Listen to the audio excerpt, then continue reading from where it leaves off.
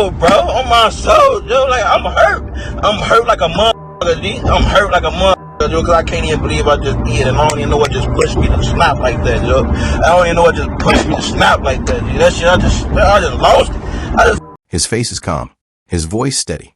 On Facebook Live, Larry Sistrunk looks directly into the camera and speaks about love, about devotion, about the woman he can't live without. The words roll off his tongue effortlessly, as if they hold weight, as if they mean something. But outside that frame, reality is drenched in blood.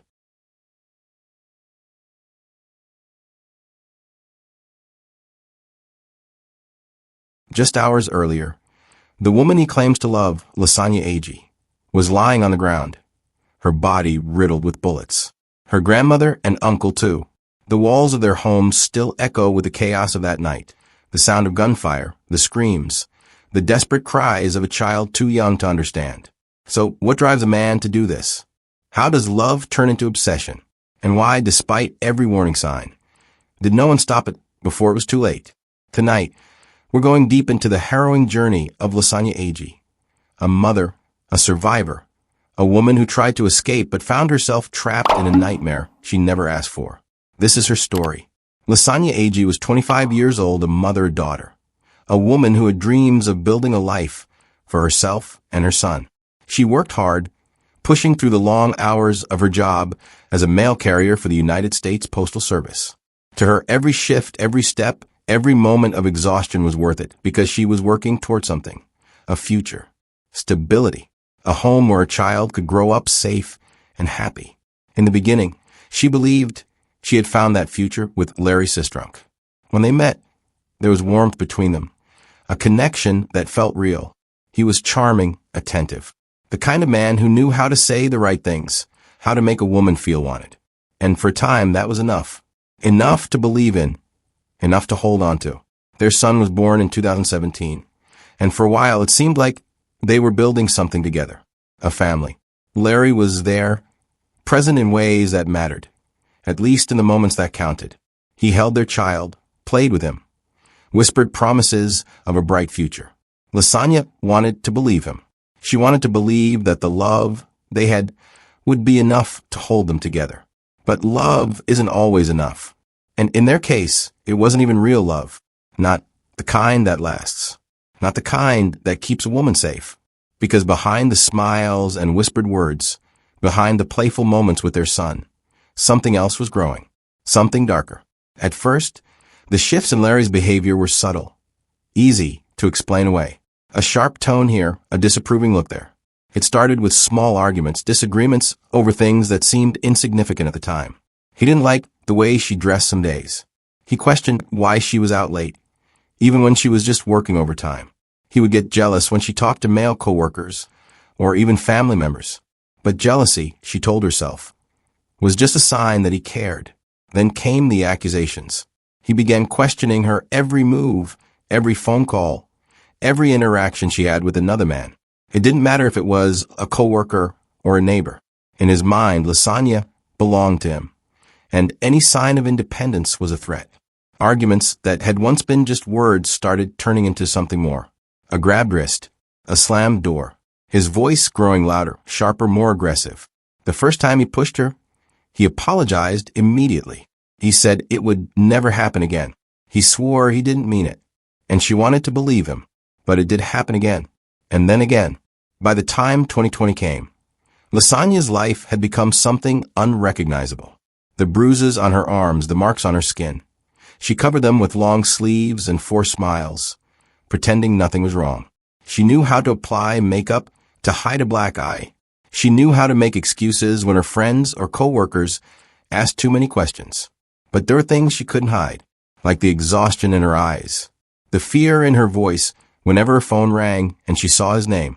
Larry's control over her became suffocating. He monitored her every move, calling constantly to check where she was, showing up unannounced at her job. He would sit outside her workplace, waiting, watching. Her coworkers noticed. They started walking her to her car, standing by her side when she left for the day. Even they could see the fear she tried so hard to hide. The violence became routine.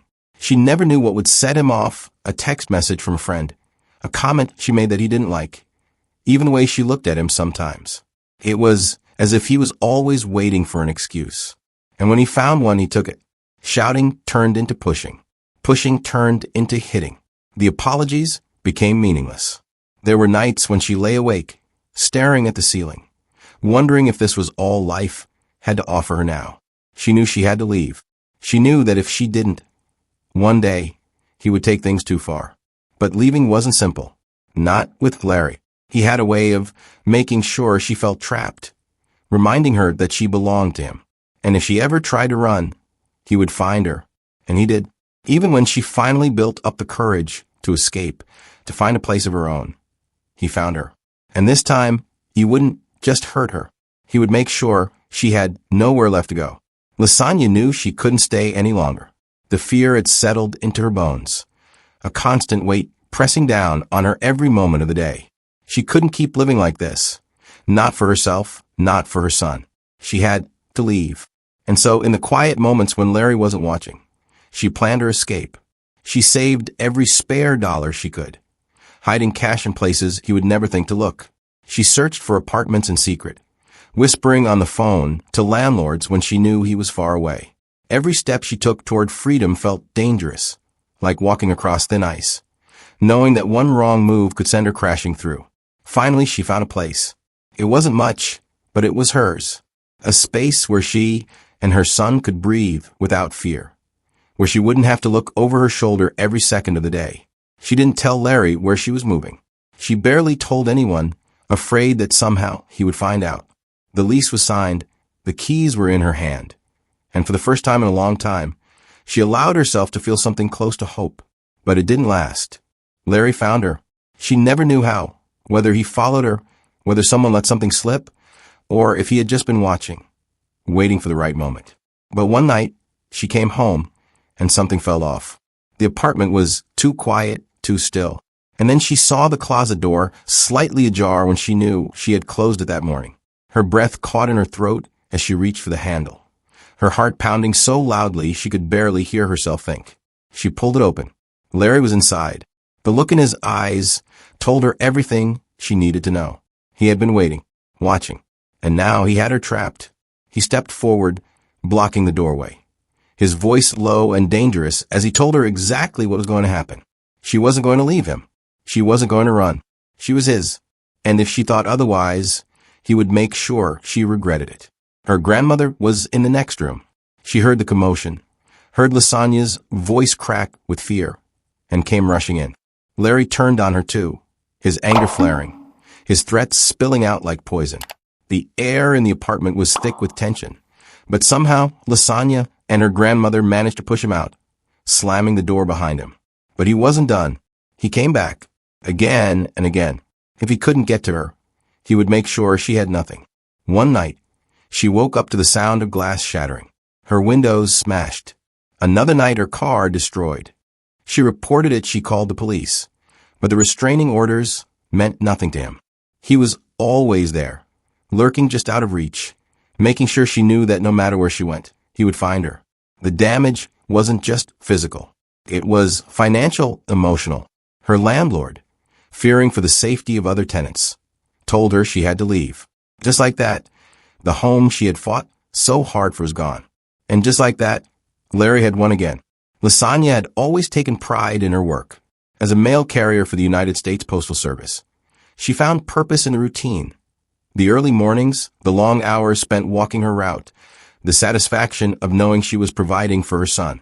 It wasn't just a job, it was stability. It was the foundation she needed to build a future away from Larry. But as the abuse worsened, her job became yet another battleground. There were days when the bruises were too hard to hide, when her body ached too much to move. She called in sick more often than she wanted to, her supervisors growing frustrated with her frequent absences. They didn't know the truth. How could they? How could she explain the black eyes, the swollen lips, the way her hands shook when she clocked in? Her coworkers started noticing, though. They saw the way she flinched when her phone buzzed, the way she looked over her shoulder constantly.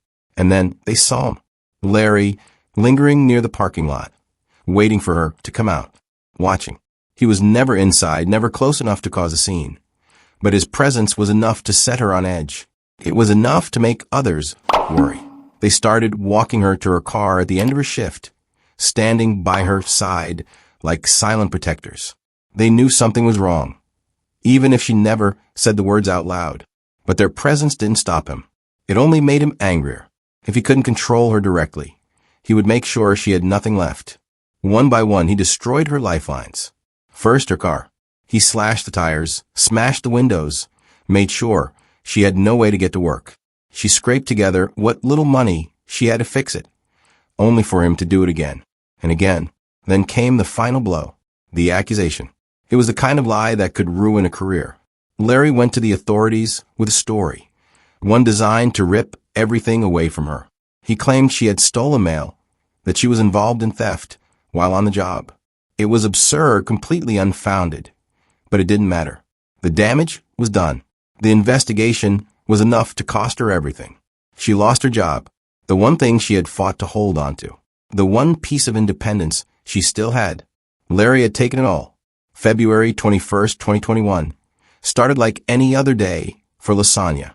She had spent so long living in fear, always looking over her shoulder, that paranoia had become second nature. But she couldn't let it consume her. She still had to live, still had to take care of her son. That day, she was just coming home, exhausted, but relieved to be back in a place where she should have been safe. She had barely stepped through the door when she saw him. Larry. He was already there, waiting for her. His presence sent a cold wave of fear crashing over her, but she refused to show it. She had spent years letting him control her, letting his anger dictate her every move. Not anymore. His demand was simple: come with him. Lasagna stood her ground. She had left him. She had tried to build a new life, to free herself from his grip. There was nothing left to say. She wasn't going anywhere with him. That was all it took. Before she could react, before she could even process what was happening, the gun was in his hand. The first shot ripped through her body, sending her crashing to the ground.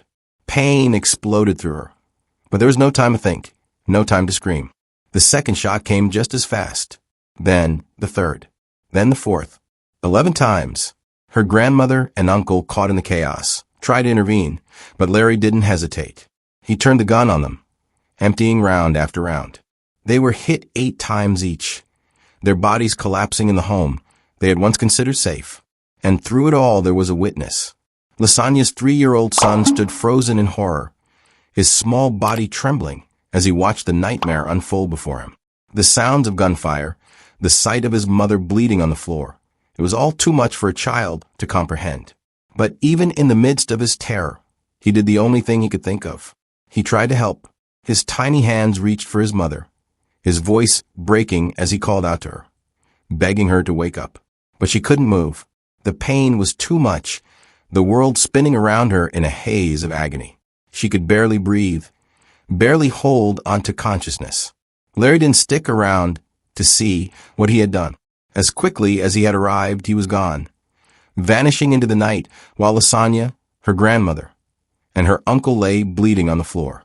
By some miracle, they survived, despite the unimaginable violence, despite the sheer number of bullets that tore through their bodies. All 3 of them lived to tell their story. But survival didn't mean the nightmare was over. The scars, both physical and emotional, would never fade. The trauma of that night would haunt them forever. And somewhere out there, Larry was still free. Days passed, then weeks, and still no sign of him. The silence was deafening. No breaking news alerts, no urgent headlines. It was as if her story didn't matter. The media barely paid attention, and that realization cut deeper than the wounds she was recovering from. She had survived 11 gunshots, had watched her family be gunned down alongside her. Yet the world seemed indifferent. Determined to be heard, she turned to the only platform she had, her own voice. She started a GoFundMe campaign, not just for financial help, but to make people listen. She spoke about the abuse, the fear, the system that had failed her time and time again. She wanted the world to see what domestic violence could lead to if ignored. Wanted people to understand that abusers don't stop until they're forced to. She wasn't just fighting to recover. She was fighting to make sure no one else would have to endure what she had. For weeks, Larry's sistrunk remained a ghost, slipping through the cracks while Lasagna and her family fought to recover. Fear lingered in every moment. As long as he was free, she could never truly feel safe. The system had already failed her before. Restraining orders had done nothing. Police reports had been ignored. Would justice slip away from her once again? Then, in Louisiana, hundreds of miles away from where he had left his victims to die, authorities finally caught up with him. His time on the run had come to an end. He was taken into custody. But Lasagna knew that an arrest was just the beginning. He had been captured. But would he truly be held accountable? Extradited back to Illinois, he faced a long list of charges. 3 counts of attempted first-degree murder, aggravated battery with a firearm, and a slew of other offenses tied to the years of terror he had inflicted. But even with the weight of those charges, there was no guarantee of justice. Survivors of domestic violence knew all too well how easily the system could let abusers slip through its grasp. His past painted a chilling picture. This wasn't the first time he had displayed violent tendencies. There were signs, warnings that had been ignored or brushed aside. The cycle had been there all along, building, escalating, leading to that horrific night in February. And now, as he sat in a jail cell, the question remained, would this finally be enough to keep him from hurting anyone else? The legal system had a decision to make. Would they send a message that victims of domestic violence mattered? Or would Larry, like so many before him, find a way to manipulate the system and walk free? What do you think? Should cases like this carry harsher consequences? Should the legal system be doing more to protect victims before it reaches this point? Let us know your thoughts in the comments. In the courtroom, Lasagna faced a man who had tried to kill her. The months of recovery, the nightmares, the fear, none of it had prepared her for this moment. But she refused to be silent. On the stand, she recounted every horrifying detail, her voice steady despite the weight of what she had endured. Her grandmother and uncle, still bearing the scars of that night, testified as well. Their words painted a picture of a man who had terrorized an entire family, leaving behind trauma that would never fully heal. The prosecution laid out overwhelming evidence, medical reports detailing the gunshot wounds, the restraining orders he had violated, the destruction he had caused in her life. There was no doubt about his intent. He had wanted her dead, and he had nearly succeeded. The jury delivered their verdict, guilty. When the judge announced his sentence, a sense of relief washed over Lasagna. He would finally pay for what he had done. But justice, no matter how severe, couldn't undo the past. The wounds, both seen and unseen, would always remain. For Lasagna and her family, the verdict meant one thing. They could finally begin to rebuild. The fear that had controlled their lives for years was gone. It wasn't closure, but it was a step toward healing. Lasagna's recovery was a long and painful journey. The physical wounds healed slowly, but the emotional scars ran much deeper. Every loud noise, every shadow in the corner of her eye, brought back the terror of that night. But she refused to let fear control her life any longer. Determined to turn her pain into purpose, she became a voice for other survivors. She spoke out about the realities of domestic violence, sharing her story in interviews and public appearances. She used every platform she could to raise awareness, determined to help others escape before it was too late. Her strength inspired many, but the journey wasn't easy. Healing wasn't a straight path, and some days were harder than others. Still, she pushed forward, proving that survival wasn't just about living. It was about reclaiming her life. Domestic violence affects countless lives, often in silence. Lasagna's story is a reminder that no one should have to endure such fear and pain alone. If you or someone you know is in an abusive relationship, there is help available. Reach out to organizations that provide support, shelter, and legal assistance for survivors. Let's continue the conversation. Share your thoughts, experiences, or messages of support in the comments. Your words could make a difference in someone's life. And if this story moved you, don't forget to like, share, and subscribe for more stories that need to be told. Together, we can raise awareness and stand against domestic violence.